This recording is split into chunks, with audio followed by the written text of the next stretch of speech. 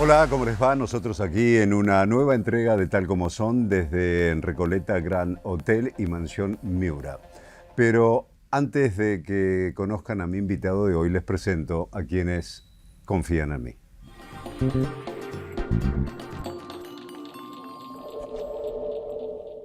Vamos.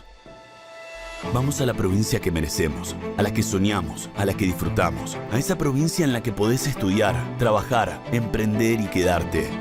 Quedarte para crecer y proyectar acá, en tu lugar, mi lugar, nuestro lugar. Chubut tiene campo, bosque, tecnología, costa, ríos, lagos, turismo, montaña, nieve.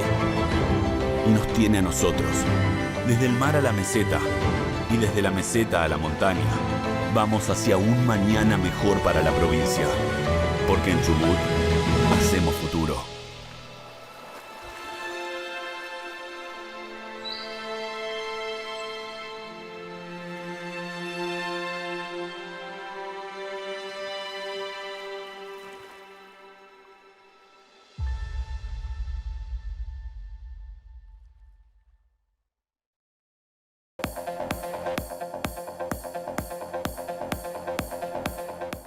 Capacitate de forma fácil y gratuita. Accede al Instituto Legislativo de Capacitación Permanente en legislatura.gov.ar. Legislatura porteña. Nos une la ciudad. Lindas son las batallas que encarnan cada una de las épocas.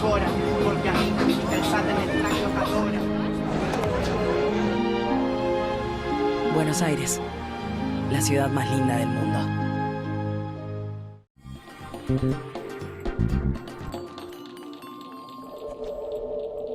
Mi invitado de hoy es un destacado otorrinolaringólogo, especialista en la medicina del sueño.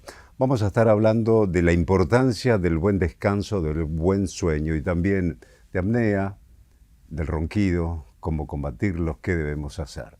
Y también de la higiene del sueño, tanto para adultos como para niños. Mi invitado de hoy es el doctor Sebastián López. Sebastián, gracias por estar. Gracias por invitarme, un placer. Me llama la atención eso de la higiene del sueño, tanto en niños como en adultos, ¿no? ¿Por qué así se lo llama así? La higiene del sueño son básicamente conductas o pautas que se van a utilizar para mejorar nuestra calidad de sueño e ir condicionando al cerebro y decirle, che, nos vamos a ir apagando a poco porque es momento de irnos a dormir y descansar y hacer un montón de procesos activos que suceden durante el sueño.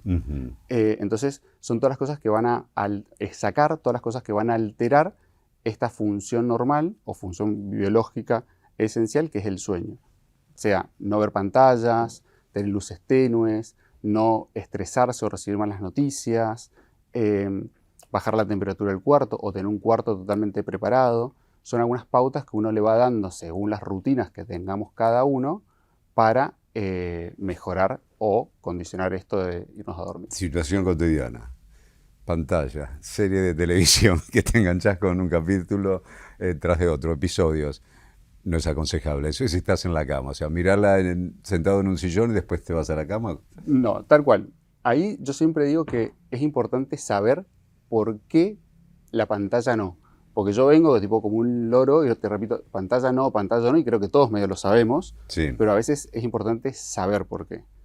Tenemos que saber que el sueño se va a inducir por la luz de la luna y la luz del sol. ¿Sí? Eso va a hacer que se libere una hormona que se llama melatonina. Cuando se oscurece, se pone todo oscuro, la melatonina sube y nos dice, nos vamos a dormir. Bien. Cuando uno ve una pantalla, el cerebro interpreta que estamos de día, porque recibe una luz azul como de día. Entonces corta la secreción de melatonina y empieza a tener un sueño alterado, ya sea en su arquitectura o en la inducción del sueño, que nos cuesta quedarnos dormidos al principio. Entonces, por eso que es la pantalla no. Y tenés que tener en cuenta que todo lo que sucede a la hora previa a la hora de irte a dormir es lo que nos va a condicionar la percepción del sueño. Si yo me voy a dormir después de una pelea de noche o una discusión con mi pareja, seguramente esa noche no voy a descansar de la mejor forma o me voy a despertar muchas veces. Diferente es que si yo hago cosas más relajantes. Claro. Y ahí establecías la diferencia entre descansar y dormir. Son dos cosas distintas, ¿no? Sí, tal cual. Lo bueno es el descansar. Lo bueno es el descansar, que lo vamos a alcanzar por medio de un buen dormir, como quien dice. Porque dormir sería poner on-off el cuerpo, pero el cerebro no se apaga. El cerebro va a tener mucha más actividad dormido que despierto. Ah, mira vos. Entonces no sabemos todavía bien desde la medicina qué pasa en todos los momentos donde uno duerme, pero sí sabemos que hay mucha más actividad dormido que en vigilia, que es lo que nosotros decimos que es estar despierto. Claro. A ver si esto es tan así, Sebastián. Dicen que cuando uno se acuesta y estás mirando una serie de televisión, una película y te quedas dormido. Dormido, no descansando. Y dice, aunque estés dormido, tu cerebro sigue alerta. Porque dice, cuando dormimos, estamos como a expensas de nuestros depredadores. Y el cerebro dice, yo lo tengo que defender a este cuerpito donde estoy. Y entonces, esas voces extrañas que hay en la película, otro idioma, lo que fue, para el cerebro, es algo extraño, está como en constante alerta y es lo que no te permite descansar también. Tal cual. Acordate que la audición va a pertenecer adentro de los aparatos del sistema nervioso. Y es el único sentido que básicamente no podemos apagar. Entonces, cualquier estímulo que yo perciba ahí son estímulos que van a ir directamente al cerebro, esté despierto o esté dormido. Claro. Por eso cuando hay un gran ruido, estás durmiendo, te despierta y... Exacto, como una señal de alerta, como una función de alerta. Y también por eso existen también terapias de sonido para inducir el sueño, terapias de sonido para mejorar la concentración al momento de trabajar, y se trabaja con toda esa línea de ruidos o frecuencias de sonido diferentes. ¿El ser humano es consciente de la importancia del descanso, del sueño? Esa es una excelente pregunta, porque yo creo que hace muchos años atrás, no sé si tantos años atrás, hace poquitos años atrás, teníamos muy inculcado que dormir era perder el tiempo. Eras no productivo, eras vago, haragán. Y ahora la gente empieza a tener en cuenta lo importante que es dormir bien y ve los beneficios de dormir bien, que hoy es una prioridad. Y yo creo que esto no se lo debemos a la medicina, yo creo que se lo debemos como a algunos como influyentes, como empresarios, como grandes capitalistas que dicen, che, mi producción mejoró después de que mejoré mis habilidades de descanso. Porque uno tiene que recordar que mientras uno duerme, uno fija la memoria, la atención, el humor, mejora el sistema cardiovascular, inmunológico, etc. Digamos que se resetea el cuerpo cuando dormimos. Se resetea el cuerpo. Es como, ¿sabes cómo lo explico yo? Es como que a la noche empieza como un gran recolector de residuos y va limpiando todas las calles de la ciudad. Sí. Si eso funciona bien, todo ese trabajo se hace perfecto y la ciudad queda limpia. Ahora, si yo tengo algún problema o alguna patología del sueño, ese camión va limpiando, pero hay alguien atrás que le va tirando basura. Y la ciudad siempre está sucia. Entonces como que le va a costar generar esa función correcta. ¿Qué es la apnea y qué significa tener apnea? La apnea es una pausa respiratoria donde vos venís respirando o, por ejemplo, roncando y de repente te quedaste sin respirar y es un ahogo y genera un microdespertar al cerebro como un llamado de atención, esto de que el cerebro intenta sobrevivir, para tomar tono muscular y ahí volver a respirar. Y es como estar en un sistema de estrés todo el tiempo. Y no es solo que te quedas sin respirar, te quedas sin oxigenar. Y al quedarte sin oxigenar, van a empezar a pasar un montón de cosas a nivel cardiovascular, a nivel cognitivo, a nivel metabólico. Y el cansancio de todos los días. Y el cansancio de todos los días. Eso es como el daño que nosotros decimos cognitivo. Pero ¿cuál es el origen de la apnea? ¿Por qué? Es multifactorial. Lo más común, porque la apnea es una patología que se da desde el recién nacido hasta el adulto previo a su muerte. Todos los grupos etarios, digamos. Exacto. Y tenemos que saber que tener apneas o roncar no es normal, que es una patología y hay que tratarla. Y básicamente va a ser por problemas anatómicos, que puede ser por obstrucciones de la nariz, obstrucciones de la cavidad bucal, por una lengua grande, amígdalas grandes, un paladar blando elongado, por problemas musculares, tipo algo que se llama hipotonía muscular, que no tiene fuerza, donde son esas personas que son respiradores bucales, con la boca abierta, lengua baja, como todo más flácido.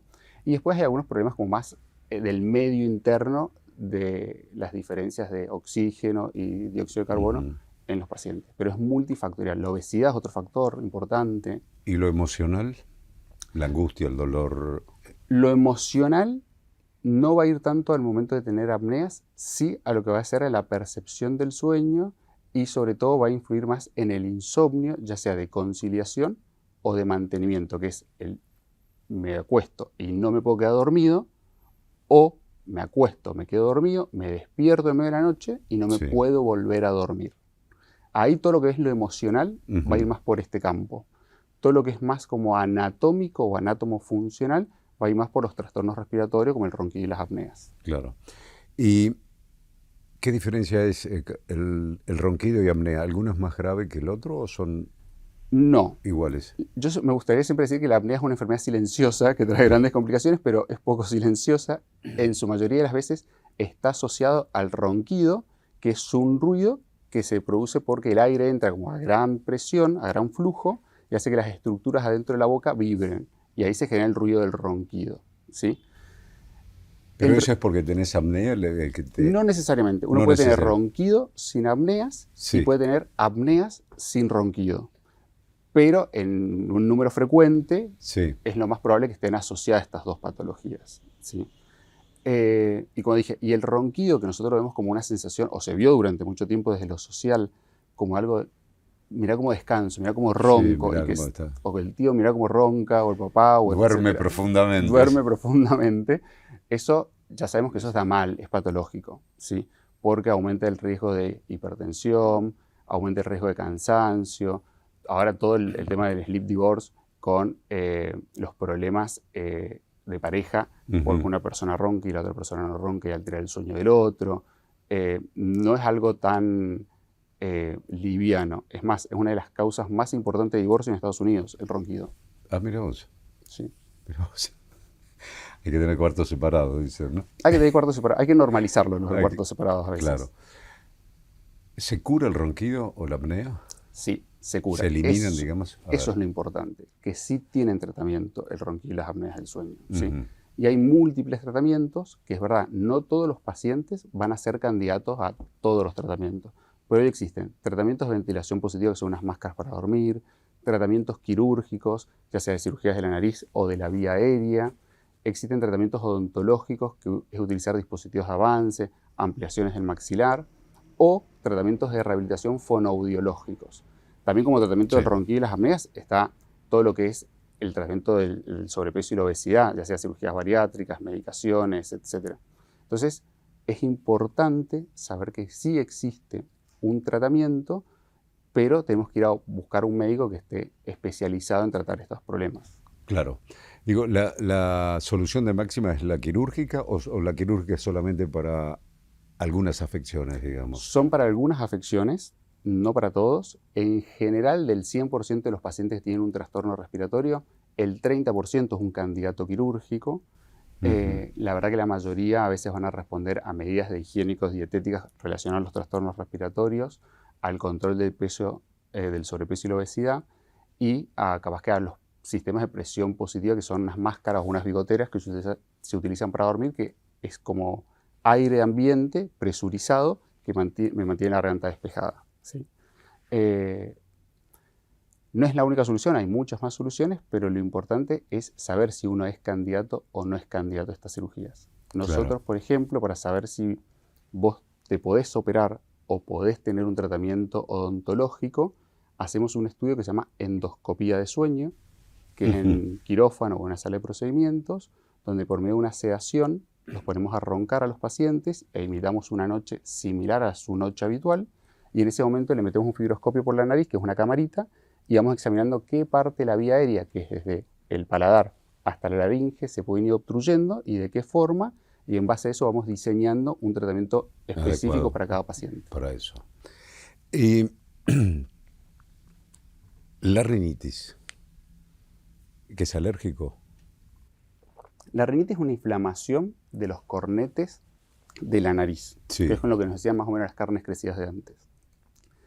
Están de causa alérgica, que tiene mucho que ver con lo que nosotros podemos conocer como alergeno, o sea, eso que va a estimular la alergia, o de causas no alérgicas, que básicamente son las que no vamos a conocer su causa y van a depender de otro montón de situaciones, de una mala permeabilidad del tubo gastrointestinal, de alguna alteración inmunológica previa que tengamos, de causas idiopáticas que nunca vamos a saber el motivo real, pero hay de causas alérgicas y de causas no alérgicas. Ujú.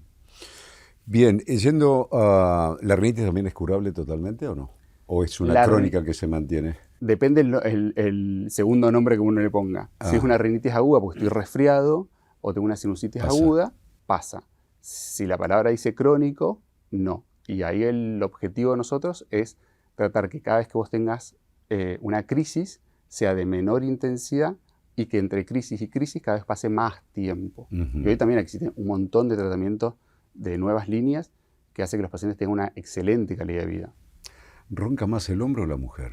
El hombre, hasta la menopausia. Después de la menopausia se iguala el porcentaje de hombres y mujeres que roncan Ah, mira vos. ¿Y se sabe la causa de por qué sucede eso? por el déficit hormonal y la redistribución de la grasa de la mujer que sucede postmenopausia, Sí. donde vamos a tener más grasa centrípeta en el cuello, en la lengua, etc.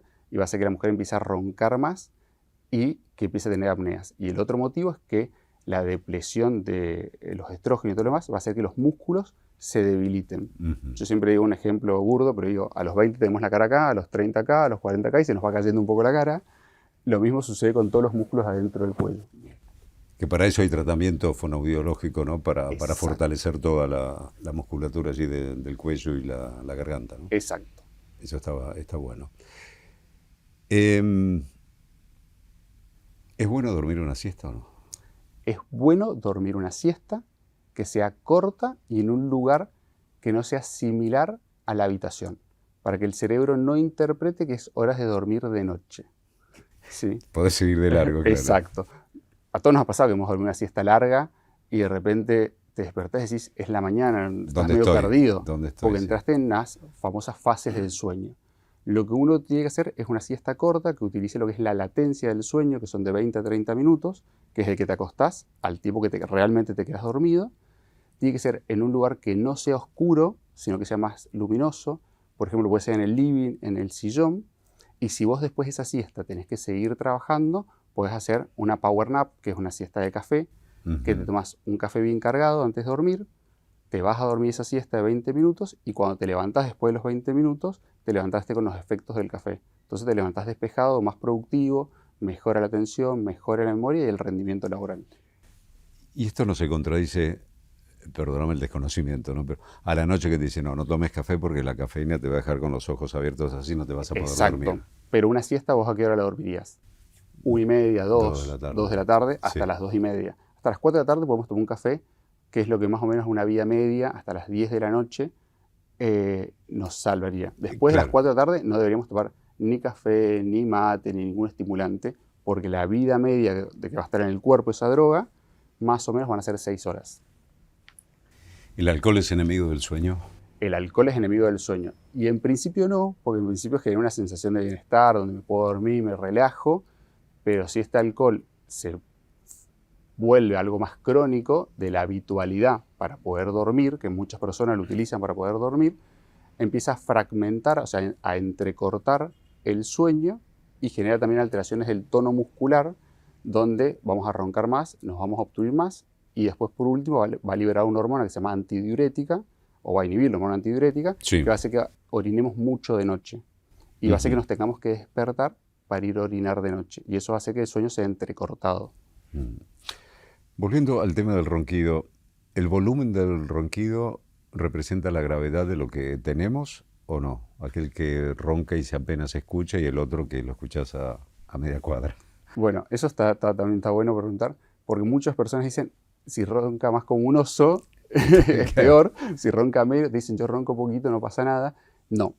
El volumen del ronquido, por así decirlo, o la intensidad del ronquido, no tiene mucho que ver con la gravedad de la patología. Ah, ok. ¿Sí? Eso depende de su Va a depender de la estructura contextura, ósea, de claro. cómo, de si es un respirador bucal, si es un respirador nasal, cómo tiene las estructuras dentro de la boca, cómo está posicionada la lengua, de muchas cosas va a depender. ¿Te acordás que estalló en un mundial, estalló, me acuerdo, esas tiritas que se colocaron acá algunos jugadores que después todo el mundo la empezó a implementar?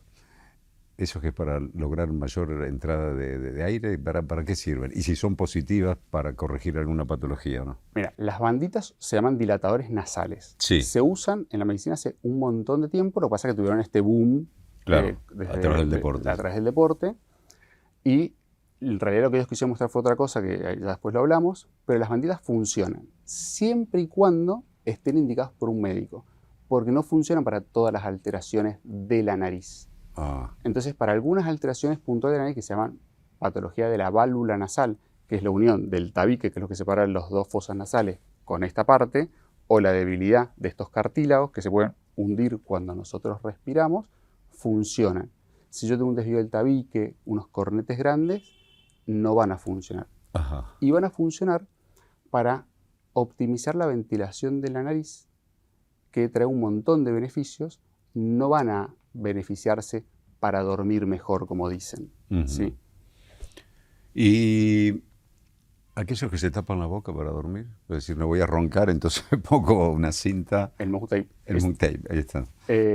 Eso también es fantástico, pero nosotros lo utilizamos con mi equipo de fonoaudiólogos y qué sé yo, pero tiene que estar acompañado de una terapia fonoaudiológica atrás, porque si no, toda la vida vas a dormir con una cinta en la boca. Claro. Y es como el paracetamol ante la fractura. Nadie arregló la fractura, pero te saqué el dolor. Lo que ayuda a eso es a tener la boca cerrada, porque la respiración tiene que ser nasal durante el día y durante toda la noche. No tenemos que dormir con la boca abierta, no tenemos que babear la almohada, ¿sí? No nos tenemos que levantar con la boca seca. Y eso hace que la lengua ocupe una posición normal adentro de la boca, claro. Y eso va a ser como la compuerta de cierre de la cavidad oral. Y eso se entrena a través de unas cintas, por ejemplo. Pero tiene que estar reeducado después con un entrenamiento muscular, fonoaudiológico. ¿La apnea te puede llevar a la muerte o no? Sí. Ha habido casos donde personas que se despiertan pero ahogadas y no podían respirar, desesperados llamando a una ambulancia de urgencia, digamos, ¿no? Mira, la apnea, eso es como una situación puntualmente donde se levantó, se ahogó y la persona como que se asusta un montón, pero es causa de muerte súbita. Todos hemos escuchado algún comentario de alguien que se hizo todos los controles cardiológicos, etcétera, salió del sanatorio o a los pocos días tuvo un infarto masivo y se murió, qué sé yo. Eso lo da la apnea. Cuando vos tenés apneas de noche, vos en vez de estar haciendo todo este proceso de recuperación, estás totalmente estresado e inflamado. Y cuando estás como muy inflamado, que el dormir mal es la situación de mayor inflamación de todo el cuerpo, se va a afectar el sistema cardiovascular, dando riesgo de hipertensión, arritmias, infartos, accidentes cerebrovasculares, alteraciones cognitivas como la atención, la memoria, el humor, el cansancio, nos va a predisponer a tener diabetes, nos va a predisponer a tener resistencia a la insulina y nos va a predisponer a tener enfermedades degenerativas como Parkinson o demencias. Claro. ¿Cuánto mal duermen los argentinos? ¿Hay estadísticas sobre eso, no? Hay estadística, tiene un sesgo de estadísticas que fue hecho en la pandemia, pero sí, más o menos igual se representa con los números a nivel mundial. Se considera que el 70% de la población va a dormir, 70%. El 70% de la población va a dormir mal en algún momento de su vida y va a referir un problema de sueño, y que el 40% va a tener un problema crónico de sueño. Lo más frecuente son los ronquidos y las apneas y el insomnio. Pero son números alertantes. ¿Y eso es más o menos una ecuación que se da en los distintos países del mundo, en la gran mayoría? Sí, a nivel de las encuestas mundiales es más o menos lo mismo. Bien. No estamos fuera de esa media. Si tengo que estudiar, ¿viste? Algunos dicen, yo soy noctámbulo. No, yo soy de la mañana a levantarme. ¿Cuál es conviene estudiar si tengo que memorizar o incorporar información, conceptos, números, etcétera, a la mañana o a la noche? Eso va a depender del cronotipo. Digo, es verdad que cuando uno duerme, independiente en qué momento duerme, es donde fija lo aprendido. Si vos... O sea, si yo aprendí algo durante la tarde, me voy a dormir y ahí el cerebro trabaja y es como que me fija ese conocimiento. Exacto. Todos alguna vez fuimos a la facultad a rendir un examen o lo que sea, pasamos toda la noche estudiando, te fue muy bien el examen, volviste, seguiste haciendo tu vida, te dormiste al otro día porque ya estabas como un poco acelerado y no te acordás ni del examen que diste. Porque la memoria Sí. de corto plazo se graba durante el sueño. Ujú. Ahora, ¿qué va a depender más? Si es de día o de noche, va a depender de esto que yo te digo, son los cronotipos. Que hay algunas personas, como vos dijiste, son más noctámbulas y hay otros Sí. que son más diurnos, ¿sí? Los noctámbulos son los búhos, que nosotros les decimos, que son personas que cognitivamente van a estar mucho mejor de noche. Y a ese grupo de personas se les recomienda que toda su carga intelectual sea durante ese momento, durante la noche. Claro. En cambio, las alondras, que son los que tienen mayor capacidad intelectual A la mañana. a la mañana, se les recomienda que hagan toda esa carga de trabajo en ese rango etario y a la noche duerman. Por eso también es importante esto, por ejemplo, en una empresa, definir si vos tenés empleados alondras o búhos para distribuirlo en los diferentes turnos. Exactamente. Pues, si pones un búho a la mañana, va a estar mal por más que el empleado sea rendido. Esto tiene que ver con el entrenamiento físico, que hoy en día se evalúa cuándo podés entrenar mejor o tenés mejores condiciones físicas para entrenar, a la mañana, a la tarde Exacto. o hacia la noche. ¿Vale entrenar a la noche y para ir a comer, como mucha gente termina el trabajo, 8 de la noche se va a entrenar, después come algo y se va a la cama? Viste que nosotros somos un país bastante tardero, Sí. noctámbulo. La recomendación es que si vos pudieses cortar la actividad física a las 6, 7 de la tarde, sería lo ideal. Porque vos acordate que liberás mucho cortisol, liberás mucha adrenalina, quedas muy arriba, muy prendido después de la actividad física y va a costar dormir. ¿A quién se le recomienda no hacer actividades esas horas de noche? En general, que tiene insomnio. Al que tiene problemas para conciliar el sueño, quedarse dormido. Si vos no tenés ese problema, podrías hacer actividad física, porque eso va a ser independientemente de cada persona. Claro. Y después, entre hacer y no hacer actividad física, siempre es mejor hacer actividad física. Perfecto. Se nos acabó el tiempo, Sebastián. Bueno, muchísimas Gracias Un por placer. haber venido y a practicar entonces esas cosas sanas para un buen descanso. Tal cual. Un Por el training paseo. importante nos queda. Muchas gracias. Muchísimas gracias por estar allí. Nos vemos en el próximo, tal como son. Esta rosa está construida con vainas de la guerra. Comencé haciéndolas con la guerra de Malvinas, De Malvinas. con vainas inglesas y vainas argentinas. Y hoy la estoy haciendo con vainas de todas las guerras del mundo.